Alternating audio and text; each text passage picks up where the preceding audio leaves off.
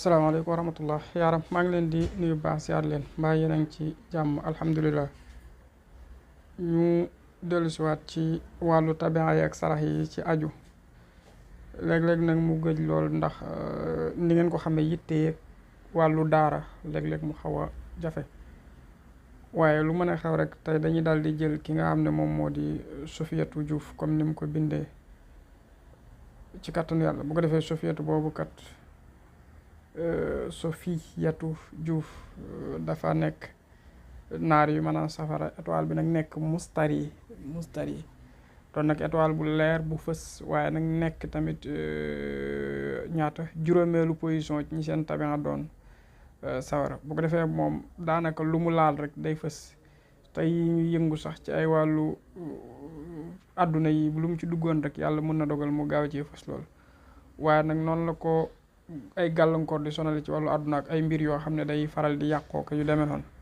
loolu nag li ko waral weesuwul rek maanaam fës gi mu fës du dañ koo liggéey du dara déedéet bu mu jàpp loolu, waaye par contre fës gu jéggi day gu étoile yu fës moom moo ko indil yooyu yëpp.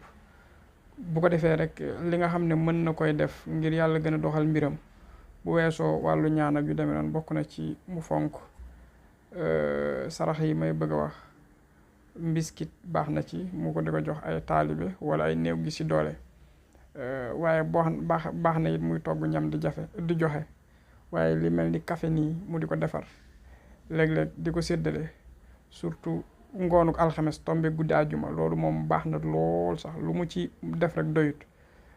lu mel ni ngoonuk alxames nga xam ne mooy guddi àjjuma mu defar lu mel ni café boole koo ki mbiskit wala beñeeg yu demee noonu.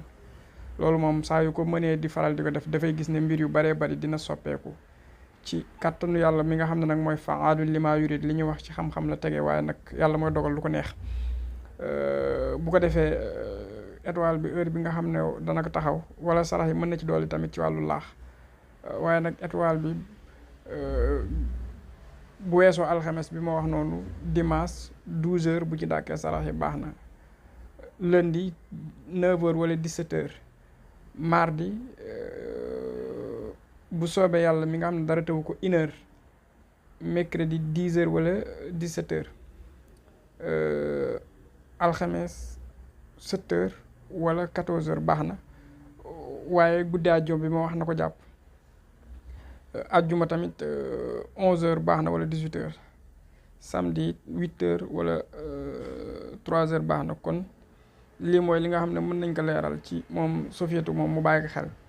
bu ko defee yàlla mën na dolli sutura dolli jàmm ak salaam bu baax a baax incha allahu taala. kon jërëjëf, yal na yàlla dool jàmm baax.